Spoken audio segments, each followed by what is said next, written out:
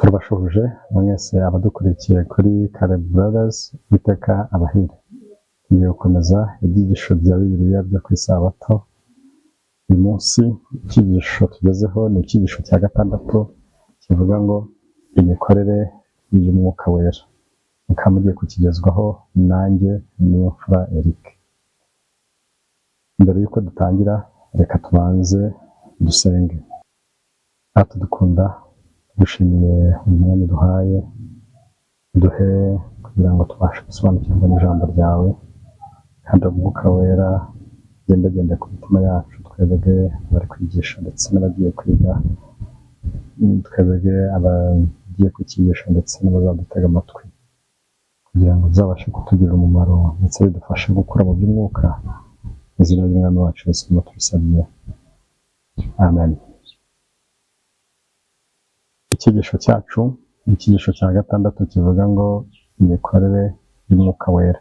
Icyigisho turi kwiga iki gihembwe ni icyigisho kivuga ngo ubutumwa bwiza uko bwanditswe na Yohana umugabane wa mbere. Tukaba rero tugeze ku cyigisho cya gatandatu. Isomo ry'urufunguzo riboneka muri Yohana 3:14-15. Haravuga ngo kandi nk'uko Mose yamanutse inzoka mu butayu, niko Umwana w'umuntu akwiriye kumanikwa, kugira ngo umwizera wese abone guhabwa ubugingo buhoraho.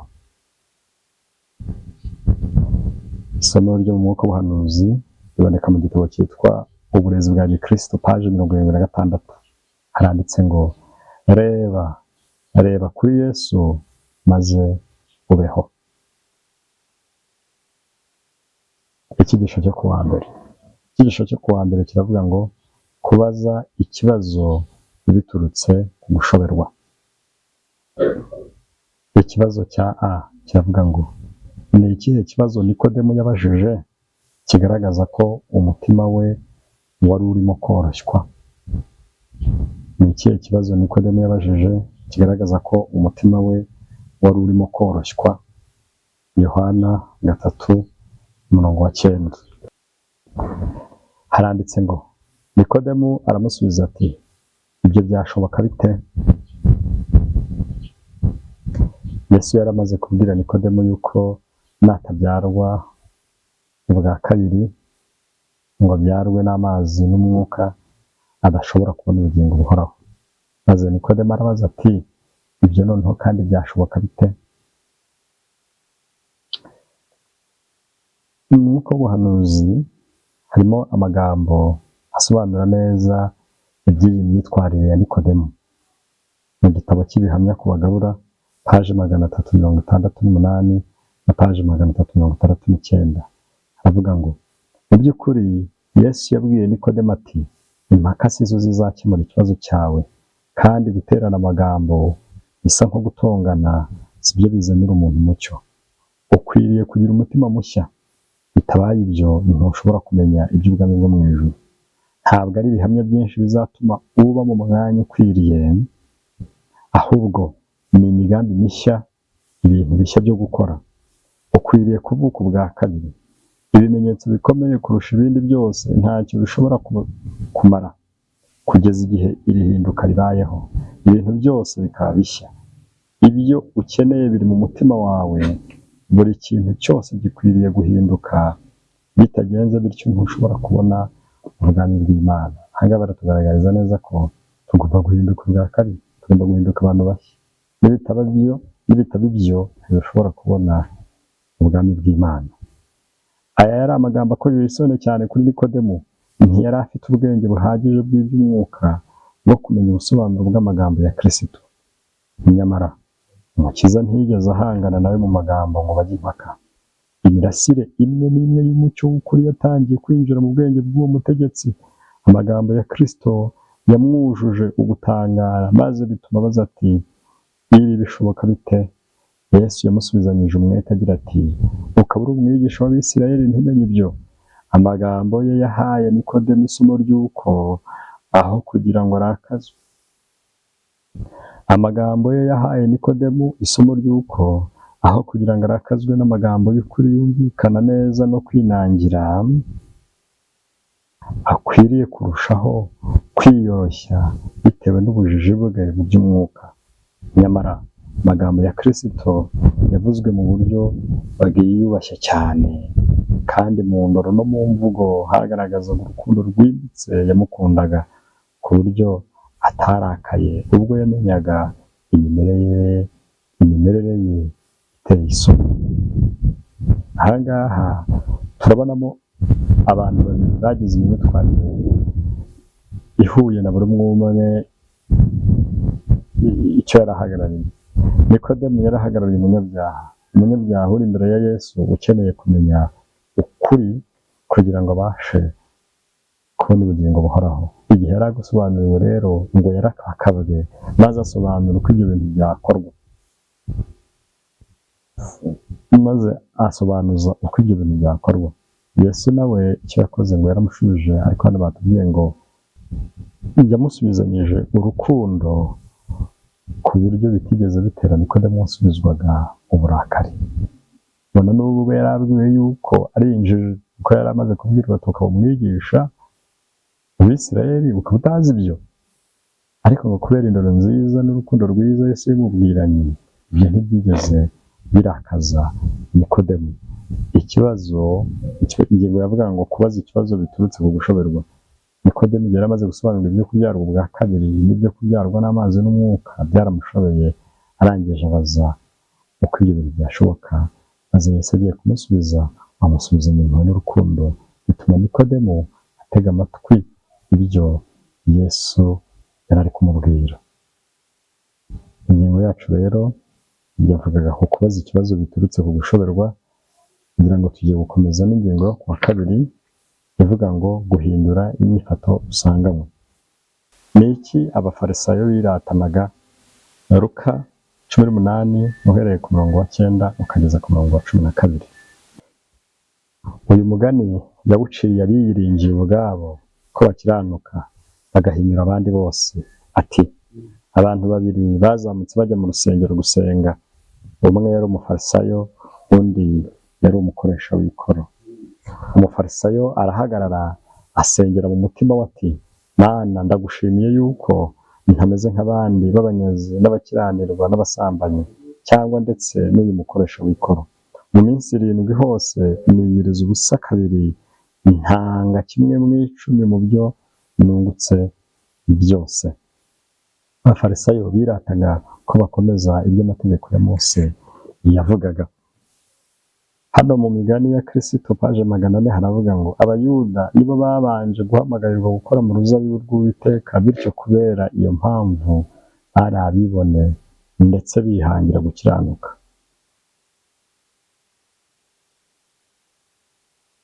Imyaka myinshi bamaze mu murimo, babonaga ko aribo bafite uburenganzira bwo guhabwa ingororano iruta iy'abandi. Nta kintu cyabarakaje cyane kirukuruta igitekerezo cy'uko abanyamahanga bagomba kwemererwa kugira amahirwe angana n'ayabo mu by'Imana. Ikibazo cya mbere kiravuga ngo ni gute Yesu yerekanye umurimo w'Umwuka Wera mu mutima? Yohana 3:8. Umuyaga uhuha aho ushaka, ukumva guhuha kwawo, ariko ntumenya aho uva cyangwa aho ujya. Niko uwabyawe n'Umwuka wese amera. Yesu yerekanye umurimo w'Umwuka Wera nk'imikorere y'umuyaga. Umuyaga uhuha aho ushaka, ukumva guhuha kwawo, ariko ntumenya aho uva cyangwa aho ujya. Niko uwabyawe n'Umwuka wese amera. Umuntu wese wabyawe n'Umwuka, muri make aba yumva ayobowe agenda, ariko ntashobora kumenya ngo byaje ryari, biragenda bite, birarangirira hehe. Icyo akora gusa arumvira akayoboka aho bigana. Hano mu mwuka w'ubuhanuzi mu bifuzwe byose paji 172 hari amagambo avuga ngo umuyaga wumvikana mu mashami y'ibiti, ukanyeganyeza amababi n'uburabyo, nyamara ugaragara kandi nta muntu ubasha kumenya aho uturuka cyangwa aho ujya. Ni nako umurimo w'Umwuka Wera umeze mu mutima w'umuntu. Ntubasha kuwusobanura nk'uko utabasha gusobanura imigendekere y'umuyaga. Umuntu abasha kudasobanura neza igihe n'aho byabereye, cyangwa ngo arondore uko byagenze mu guhinduka kwe, ariko ibi ntibivuze ko atahindutse mu buryo butagaragara nk'ubw'umuyaga. Kristo aba akabakaba ku mutima ubutitsa. Mu yandi magambo, hano umurimo w'Umwuka Wera mu mutima ntubasha gusobanura ngo waje ute, uri gukora iki. Ushobora ndetse no kutamenya n'igihe waziye, ariko kuba utazi igihe Umwuka Wera waziye ngo ukore ibyo ugomba gukora, ntabwo bisobanuye yuko utigeze uhinduka. Ikibazo cya se, ni gute iby'Imana ivuga bishyirwa mu mutima? Iby'Imana ivuga ni gute byinjira mu mutima cyangwa bishyirwa mu mutima? Yesaya 30:21 haravuga ngo, kandi nimujya kunyura iburyo cyangwa ibumoso, amatwi yawe azajya yumva ijambo riguturutse inyuma rivuga riti, iyi niyo nzira, muba ariyo mukomeze. Mujya kunyura iburyo cyangwa ibumoso, amatwi yawe azajya yumva ijwi riguturutse inyuma. Iby'Imana bishobora kugera, cyangwa se reka tuvuge ko iby'Imana bigera mu mutima binyuze mu matwi. Bishobora kuba amatwi y'umubiri gutya, cyangwa amatwi yo mu bitekerezo. Mu ntekerezo zawe ukumva ijwi rikubwira ngo have, wica hano, wica ahangaha. Yeremiya 42:3 kugira ngo Uwiteka Imana yawe itwereke inzira dukwiriye kunyuramo nuko dukwiriye kugenza. N'umucyo Imana iraza ikatwereka inzira dukwiriye kunyuramo. Matayo 16:17. 16:17 baravuga ngo, Yesu aramusubiza ati, urahirwa Simoni wa Yona, kuko umubiri n'amaraso atari byo byabiguhishuriye, ahubwo ni Data wo mu ijuru. Imana rero iraduhishurira, ikatusobanurira neza ibyo dukwiriye ibinyujije mu kubitubwira. Buhoro buhoro, ndetse ahari mu buryo butanasobanukiye ubyakira, hari ibikorwa bibaho biba bigamije kugarurira umuntu kuri Kristo. Bibasha kuza ari uko utekerezaho, binyuze mu gusoma ibyanditswe byera, cyangwa binyuze mu kumva amagambo y'umubwiriza ahesha agakiza. Ako kanya uko umwuka agusanga, akomeza kukurarikira mu buryo butaziguye, wumva unejejwe no kwegurira umutima wawe Yesu. Kuri benshi ibi byitwa guhinduka gutunguranye, ariko ibyo ni ingaruka yo kwinginga n'Umwuka Wera igihe kirekire. N'Umwuka Wera igihe kirekire, akwihanganira mu buryo burambye ndetse burenze ubwo umuntu atekereza. Hano rero Imana ishobora kuvugana natwe binyuze mu gutega amatwi amagambo y'umubwiriza, binyuze mu kuba utekereza kuri Yesu, ndetse binyuze no kuba ubyiga mu byanditswe byera. Ibyo biragenda ngo bikoroshya umutima wawe, ugashiduka wiyeguriye Imana, ukishyira mu biganza byayo. Rero ntabwo ari igikorwa cyiza akanya gatoya, ahubwo ni igikorwa kiba kimaze igihe kirekire cy'Umwuka Wera, cyo koroshya umutima wawe no kuwureshya kugeza ubwo wemera kwiyegurira Yesu, ukihana. Letters and Manuscripts, volume ya 12, leta ya 53/877, cyangwa se inzandiko n'ibyanditswe n'intoki, volume ya 12, ndetse n'ibaruwa ya 53/897, hari amagambo avuga ngo, nimwemere ko imitima yanyu yoroshywa kandi ikagandukira Umwuka w'Imana. Nimucyo imitima ikomeye nk'urubura ishongeshwe n'umurimo w'Umwuka Wera. Dukwiye kwemerera Umwuka Wera akatureshya. Muri make dukwiye kumvira ijwi riduhamagarira kwiyegurira Imana, kandi iryo jwi twumvise ko tuzaribona igihe tuzaba turi kubwirwa ibyanditswe, turi gutega amatwi ibyanditswe byera, turi tubwira kuri Yesu, turi gutega amatwi umubwiriza iby'agakiza, turi gutega amatwi natwe turi kumitekerezaho. Rero twumvise ijwi riduhamagarira kumwitange, dukwiye kuryumvira kuko ntacu dushobora no kumva ibyo Imana itubwira ariko ntitwemere kwegurira ubushake bwacu Imana, bigatuma tutabasha kwakira ibyo twateganyirijwe kugira ngo tubashe kongera kubona ubugingo buhoraho.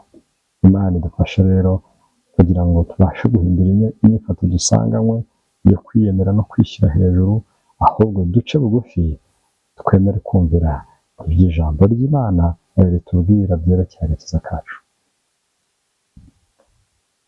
Ingingo yo kuwa gatatu, igihamya cyo kuvuka bwa kabiri.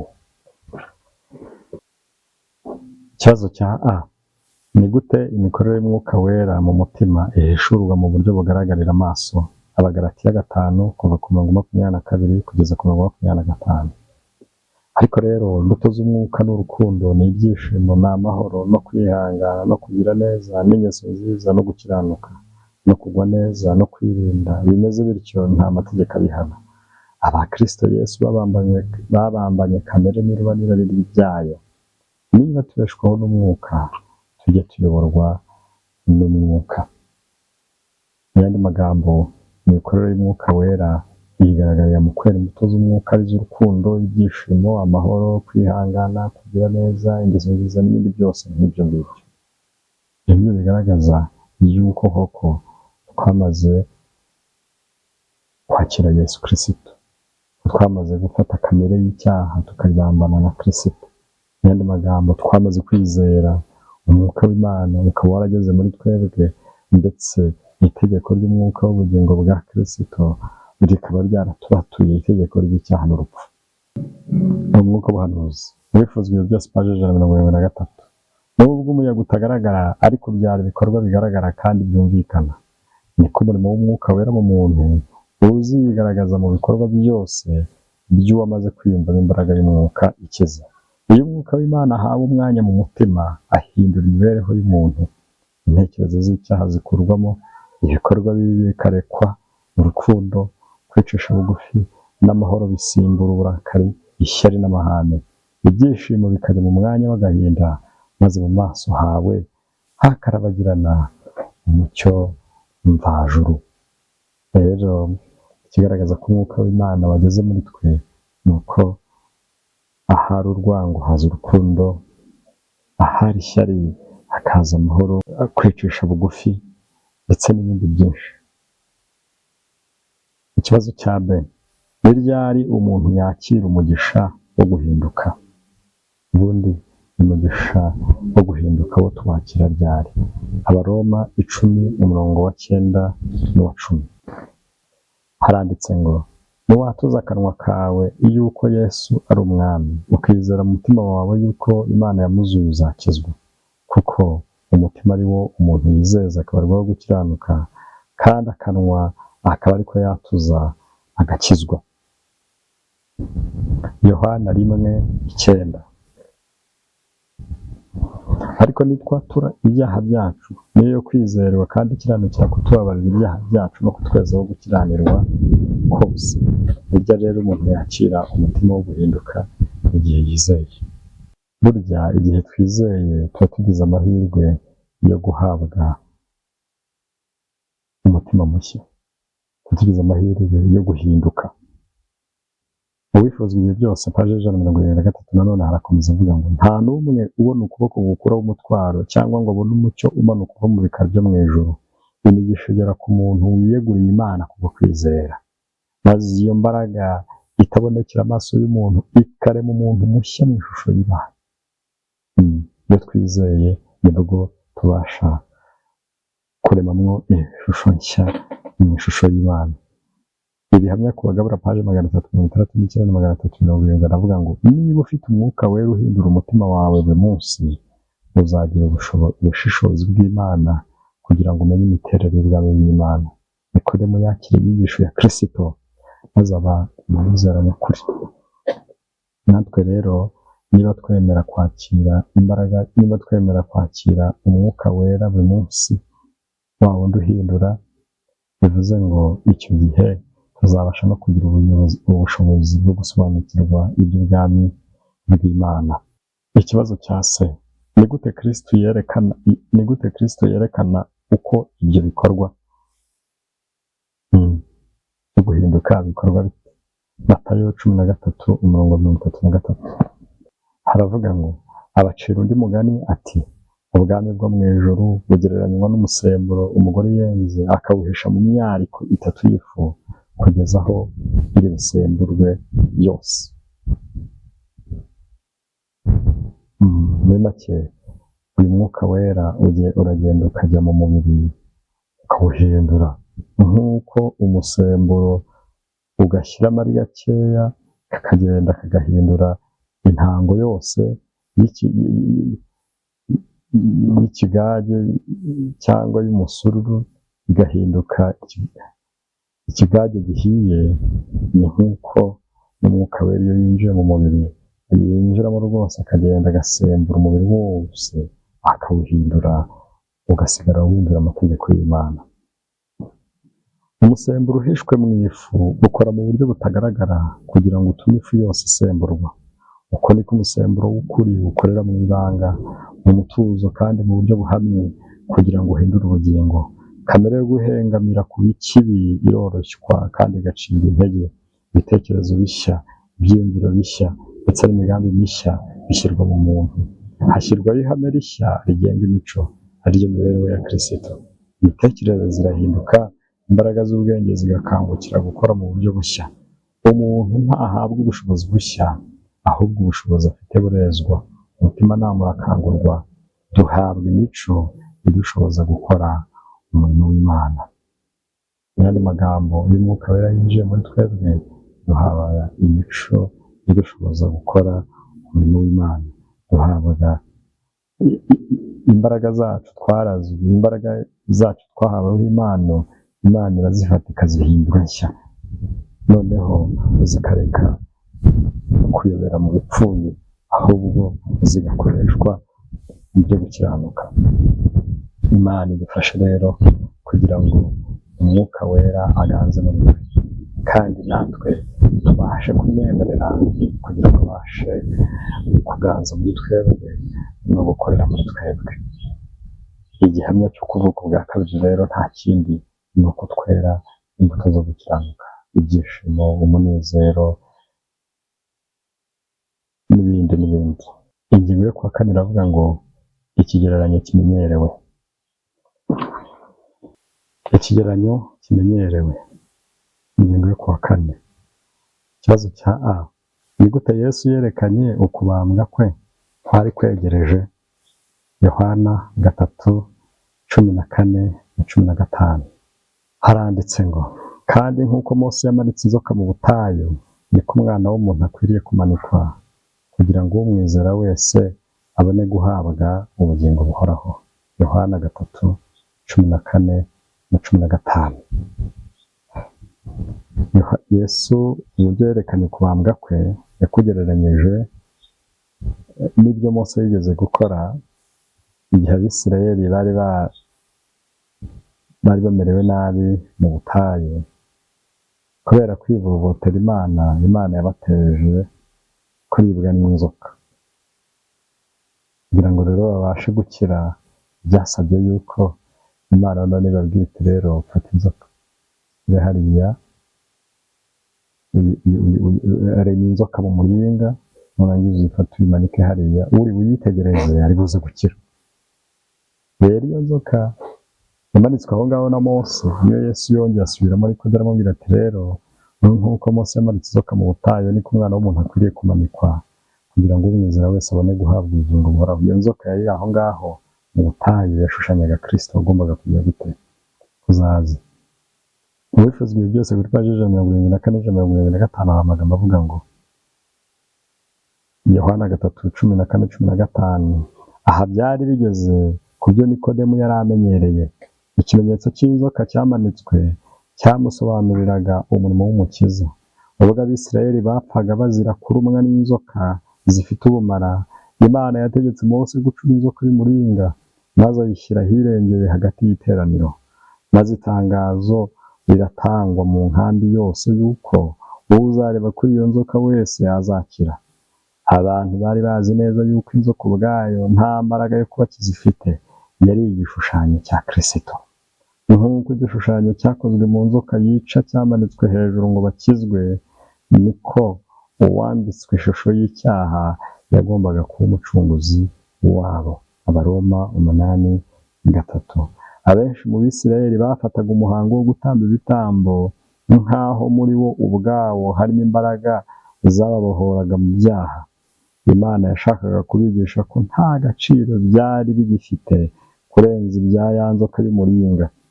Byari byo gutuma berekeza ibitekerezo byabo ku Mukiza. Aha ngaha, igihe Abisirayeli babwirwaga kureba wa muringa Mose yari yakoze akawumanika mu butayu, bari babizi neza ko uwo muringa atari uri bubakize. Bari bazi neza ko ari Imana iri buze kubakiza. Aha ngaha rero n'ibitambo bahawe gutamba, bari babizi neza ko Abisirayeli bageze igihe bibeshya ko ari byo bibakiza, ariko ubundi Imana yaberetse ko umugambi wayo kwari ukugira ngo bajye bareba ibyo bitambo bareba hirya, barebesha amaso yo kwizera, biringire ugomba kubakiza ari we Yesu Kristo. Byaba mu kubakiza ibikomere byabo cyangwa kubababarira ibyaha, ntacyo bo babashaga kwimarira uretse kugaragaza kwizera impano y'Imana. Bagombaga guhanga amaso maze bagakira. Mu yandi magambo, yaba yanzuka mu butayu, byaba ibitambo, icyo byari bigamije kwari ukugira ngo babashe kureba hirya yabyo, babashe kureba impano y'Imana ariyo Yesu Kristo. Ikibazo cya mbere: kubera iki hari bamwe bapfuye nubwo bari bafite ubutabazi? Akorinto ba mbere 10:9 haranditse ngo, kandi ntimukagerageze umwami wacu nk'uko bamwe muri bo bamugerageje bakicwa n'inzoka. Aba bantu beretswe umuringa umanitswe mu butayu, babandi bo mu gihe cyo kwa Mose batangira kuwupinga. Barabureba ariko ntibaburebana amaraso yo kwizera, ntibiringira ugukizwa n'Imana kwari kwihisha inyuma y'iyo nzoka yari imanitswe mu butayu. Ntibiringira Kristo wagombaga kuza mu mwanya w'umuntu akemera gutanga ubugingo bwe azira icyaha cy'umuntu. Rero bararebye ariko ntibarebana kwizera, ntibarebana kwiringira impano y'Imana. Abaheburayo 3:12. Nuko bene data, mwirinde hatagira uwo muri mwe ugira umutima mubi utizera umutera kwimura Imana ihoraho. Imana idufashe iduhe umutima wizera. Twirinde kugira ngo muri twe hatagira umuntu ugira umutima utizera, nk'uko bano mu butayu batizeye, nk'uko ndetse n'Abisirayeli igihe cyageze ntibizere Imana, ahubwo bakajya biringira ko ibitambo ari byo bizabakiza, kandi amaherezo yabo yabaye kurimbuka. Natwe rero twirinde kugira ngo tutabura kwizera, ahubwo duhange amaso Yesu umwami wacu dupfiriye ku musaraba, kandi tubikorane kwizera ko impano ye y'ubugingo buhoraho ayiduha kubwo binyuze mu kwizera. Mu mwuka w'ubuhanuzi, abakurambere n'abahanuzi, paje 432 haranditse ngo, abenshi mu Bisirayeli nta bufasha babonye mu buryo bwo gukira Imana yari yashyizeho. Imirambo n'abasambaga bari bagandagaje hose, kandi bari bazi ko Imana nitabafasha nabo barapfa. Ariko bakomeje kwiganyira kubw'ibisebe byabo, umubabaro bari bafite n'urupfu babonaga rutari bubarenge, kugeza igihe bashiragamo imbaraga, maze amaso yabo akarerembura mu gihe bashoboraga gukizwa mu kanya nk'ako guhumbya. Igihe Abisirayeli bari mu butayu, bitegereje inzoka, ariko bayirebana kutiringira Imana, bayirebana kutizera Imana. Ibyo byatumye barimbuka.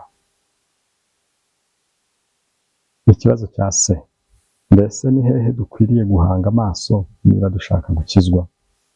Abaheburayo 6:19-20.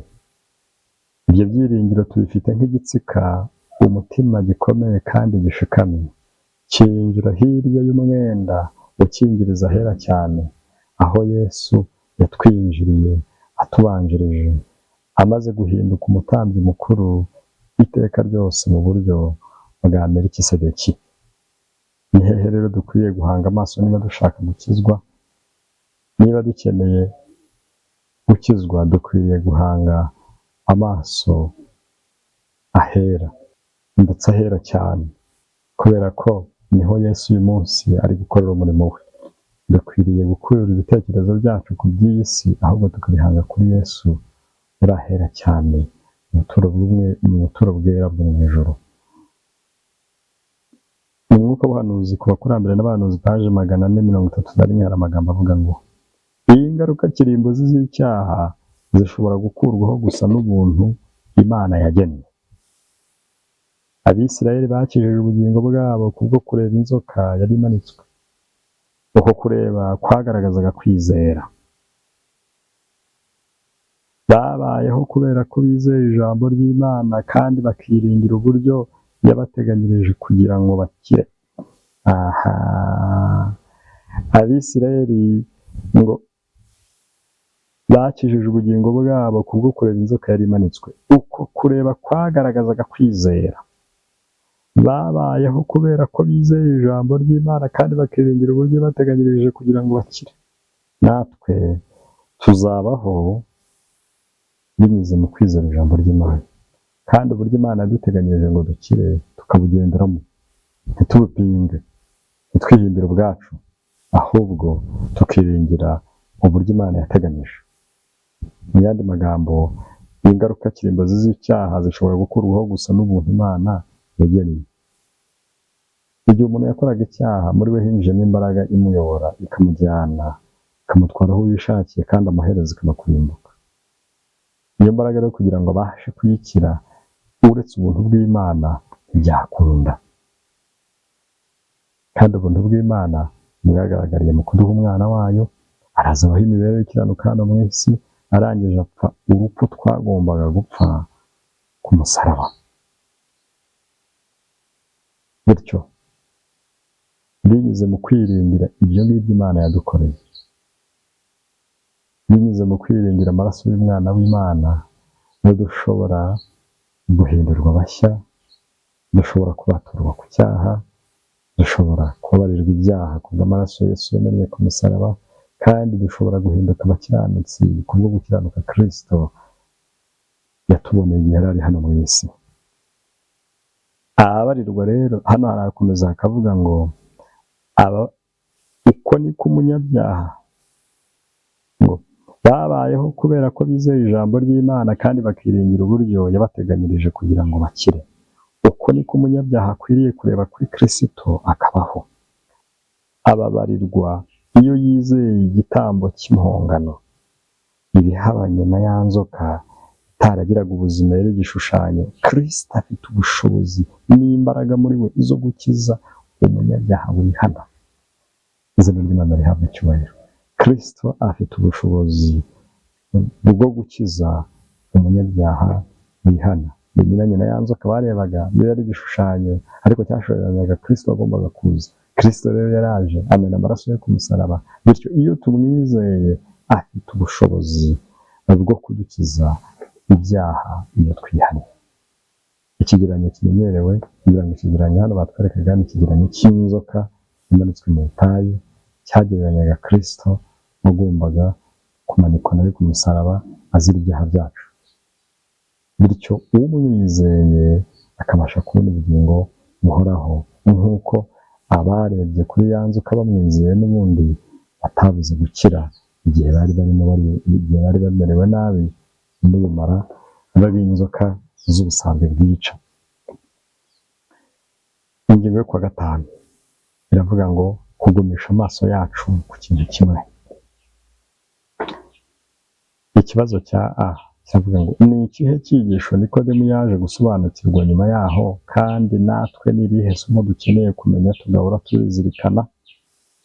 Ni ikihe cyigisho Nikodemu yaje gusobanukirwa nyuma yaho, kandi natwe n'irihe somo dukeneye kumenya tugahora turizirikana? Abefeso 2:8. mwakijijwe n'ubuntu kubwo kwizera, ntibyavuye kuri mwe, ahubwo ni impano y'Imana. Nikodemu yasobanukiwe neza ko tugomba gukizwa n'ubuntu bw'Imana binyuze mu kwizera, atari kubw'imirimo. Luka 13:20-21 yongera kuvuga ati, ubwami bw'Imana ndabugereranya n'iki? Busa n'umusemburo umugore yenze akawuhisha mu myariko 3 y'ifu, kugeza aho yose iri butubukire. Ubwami bw'Imana bumeze nk'umusemburo, ngo busa n'umusemburo umugore yenze akawuhisha mu myariko ye 3, nayo ikagera igihe igatubuka. Mu yandi magambo, ukuri kw'ijambo ry'Imana kugenda gukorera muri twebwe, kukagera igihe kukaduhindura rwose. Ibyo yarabisobanukiwe rero. Hano mu mwuka w'ubuhanuzi, imigani ya Kristo, paji 99 n'ijana, harimo amagambo avuga ngo, akenshi havuka ikibazo kigira kiti, none se ni kuki hari abantu benshi bavuga ko bizera ijambo ry'Imana, nyamara ugasanga nta vugurura rigaragara mu magambo yabo, mu mitima yabo no mu mico yabo? Ni ukubera iki hari benshi badashobora kwihanganira ko imigambi yabo n'ibyo bagamije birwanywa, bagaragaza imyifatire itejejwe, kandi bakaba bavuga amagambo akomeretsa y'ubushotoranyi no kubuza amahwemo? Mu mibereho yabo hagaragaramo kwikunda nk'uko ab'isi, ukwikanyiza, umushiha, uburakari bwa hato na hato nta mpamvu, ndetse n'amagambo mabi nk'ibiboneka mu mibereho y'ab'isi. Bafite ubwibone nk'ubwabo, bakurikiza ibyifuzo byabo bya kamere, bafite imyifatire mibi nk'iy'abantu batazi ukuri na busa. Impamvu ibitera ni uko batahindutse, ntibaheshe umusemburo w'ukuri mu mitima yabo. Uwo musemburo ntiwabonye uburyo bwo gukora umurimo wabo. Iyi mbaraga ibakururira gukora ikibi yaba iyo bavukanye n'iyo bimenyereje, nyuma ntiyigeze yegurirwa wa musemburo ngo uyikoresheho imbaraga zawo. Imibereho yabo ihishura ko nta buntu bwa Kristo bafite, kandi ko batizera imbaraga ye ihindura imico. Mu yandi magambo, ntibigeze bahinduka, ntabwo bigeze bakira umwuka wera, ntabwo bigeze bizera ngo bityo Yesu abone uburyo ategeka kamere y'icyaha ibarimo kudakomeza kubagira abacakara cyangwa imbata zayo. Ibyo ntibyigeze bibaho. Kwizera guheshwa no kumva kukazanwa n'ijambo rya Kristo. Abaroma 10:17. Ibyanditswe byera ni igikoresho gikomeye mu guhindura imico. Kristo yarasenze ati, ubereshe ukuri, ijambo ryawe ni ryo kuri. Ijambo ry'Imana iyo ryizwe kandi rikumvirwa, rikorera mu mutima, rikawutsembamo buri ngeso yose yanduye. Iyo ijambo ry'Imana turyize, tukumvira n'ibyo ritubwira, ubwaryo rifitemo imbaraga idutsembamo buri ngeso yose yanduye. Umwuka wera araza kugira ngo twemeze icyaha. Mu gihe turi kwiga ijambo ry'Imana, umwuka wera araza nawe akatwemeza icyaha. Mu yandi magambo, igihe ijambo ry'Imana ryatweretse icyo ijambo ry'Imana rivuga ku mirimo ipfuye, noneho umwuka wera araza akatwemeza ko natwe turi abanyabyaha. Maze ukwizera kuvuye mu mutima kugakoreshwa n'urukundo dukunda Kristo, gutuma dusa nawe ku mubiri, umwuka n'ubugingo. Iyo rero ijambo ry'Imana n'umwuka wera bimaze gukorera hamwe, bikadutera kwizera, ibyo bituma tubasha gusa n'Imana ubwayo, mu mubiri, mu mwuka ndetse n'ubugingo. Ubwo nibwo Imana ishobora kudukoresha kugira ngo dukore ibyo ishaka. Icyo gihe rero, iyo twumvise ijambo ry'Imana, tukemera gukorana n'umwuka wayo, tugahinduka abasa n'Imana mu mubiri, mu mwuka no mu bugingo, icyo gihe duhinduka ibikoresho by'Imana. Imbaraga duhabwa ikora iturutse imbere mu mutima, ikagaragarira inyuma, ikatuyobora kugeza ku bandi ukuri twamenye. Bityo iyo tumaze kwakira ukuri kw'ijambo ry'Imana kukaduhindura binyuze mu kwizera, natwe noneho tubasha kuba ababwirizabutumwa babwiriza abandi iby'ijambo ry'Imana. Imana idufasha kugira ngo turushaho guha agaciro ibyo Imana yandikishije, kugira ngo twicishe bugufi twemere kumvira ibyo ijambo ry'Imana ridusaba, bityo umwuka wera nawe azaza abashe kutwemeza ibyo ijambo ry'Imana ritwereka, utwemeza iby'icyaha, kandi nitumara kwizera udufashe guhinduka no kugira imico myiza ifatanyije n'ijambo ry'Imana, kandi ibyo bizaduha amahirwe yo guhinduka natwe abafasha abandi guhinduka. Imana ibidufashemo mu izina ry'Umwami wacu Yesu Kristo. Amen.